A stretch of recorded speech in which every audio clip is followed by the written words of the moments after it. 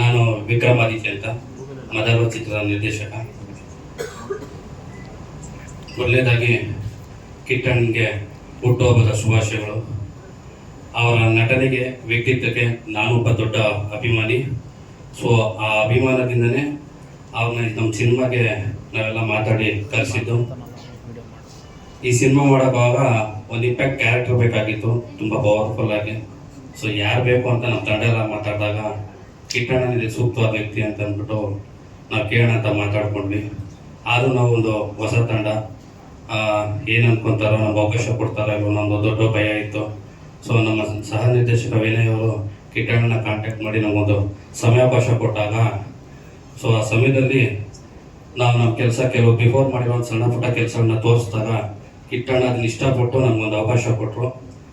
ಅವಕಾಶ ಕೊಟ್ಟಾಗ ನನಗೆ ಅನಿಸಿದ್ದೊಂದೇ, ಸೊ ನಾನು ಕಿಟ್ಟಣ್ಣನ ಯಾವ ಥರ ಒಂದು ಕ್ಯಾರೆಕ್ಟರ್ನ ತೋರಿಸ್ಬೋದು, ನಾನೇನಾದರೂ ವಿಭಿನ್ನತೆ ತೋರಿಸ್ಬೋದಾ ಅಂತ ಒಂದು ಪ್ರಯತ್ನ ಮಾಡಿದಾಗ ಕಾಳಿಂಗ ಅನ್ನೋ ಒಂದು ಕ್ಯಾರೆಕ್ಟರ್ ಉಟ್ಕೊಂತು.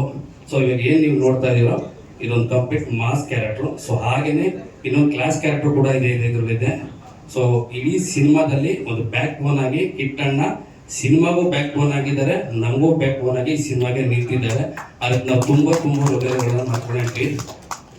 ಆಮೇಲೆ ನಮ್ಮ ಸಿನಿಮಾದಲ್ಲಿ ನಾವು ಯಾರೋ ಸ್ಟೇಜಲ್ಲಿ ಜಾಸ್ತಿ ಮಾತಾಡಲ್ಲ. ನಮ್ಮ ನಿರ್ಮಾಪಕರಾಗಲಿ, ಟೆಕ್ನಿಷಿಯನ್ಸ್ಗಳಾಗಲಿ, ನಾವು ಮಾತಾಡೋದಕ್ಕಿಂತ ನಮ್ಮ ಕೆಲಸಗಳು ಮಾತಾಡಿದ್ರೆ ಚೆನ್ನಾಗಿರುತ್ತೆ ಅಂತ ನಾವೆಲ್ಲ ಬಯಸೋರು. ಸೊ ನಮ್ಮ ನಿರ್ಮಾಪಕರು ಹರೀಶ್ ಅಂತ ಅಂದ್ಬಿಟ್ಟು, ಇವನು ನನ್ನ ಸ್ನೇಹಿತ. ಮತ್ತು ನಾವು ಸ್ಟಾರ್ ಕನ್ನಡಿಗ ಅನ್ನೋ ಸಿನಿಮಾದಿಂದ ಹಾಗೆ ಜೊತೆಯಾಗಿ ಆಗಿಂದ ಈಗಲವರೆಗೂ ಇದ್ದೀವಿ. ಇನ್ನೊಬ್ಬರು ರುದ್ರೇಶ್ ಅಂತ ಅಂದ್ಬಿಟ್ಟು, ಇವರು ಕೂಡ ಇವಾಗ ಕನಕಪುರದವರು.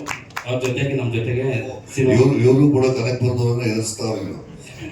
ಕನಕಪುರದ ಸಿಎಂ ಅಂತ ವಿನಯ್ ರಾಜ್ ಅಂತ ನಮ್ಮ ಸಹ ನಿರ್ದೇಶಕರು. ಸೊ ನಾವು ಕಿಟ್ಟಣ್ಣನ ಬರ್ತ್ಡೇಗೋಸ್ಕರ ಒಂದು ಒಂದೇನೋ ಒಂದು ಪ್ರೋಮೋ ಫಸ್ಟ್ ಲುಕ್ ತರ ರಿಲೀಸ್ ಮಾಡೋಣ ಅಂತ ಮಾಡ್ಕೊಂಡು ಬಂದ್ವಿ. ನಮ್ಮ ಸಿನಿಮಾದ ಇನ್ನು ಪ್ರತಿ ಕೆಲಸಗಳು ಹಂತವಾಗಿ ಸೆಪ್ಟೆಂಬರ್ದಾಗ ಮುಂದಿನ ಕ್ಯಾರೆಕ್ಟರ್ಗಳಾಗಲಿ ಮತ್ತು ಸಿನಿಮಾ ಯಾವಂತ ಪೋಸ್ಟ್ ಪ್ರೊಡಕ್ಷನ್ ಇದೆ, ರಿಲೀಸ್ ಯಾವಾಗಿದೆ, ಯಾರ್ಯಾರಿದ್ದಾರೆ, ತಾರಾನಾಟಿ ಕಂಪ್ಲೀಟ್ ಆಗಿ ನಾವು ವಿವರಿಸ್ತಾ ಬರ್ತೀವಿ.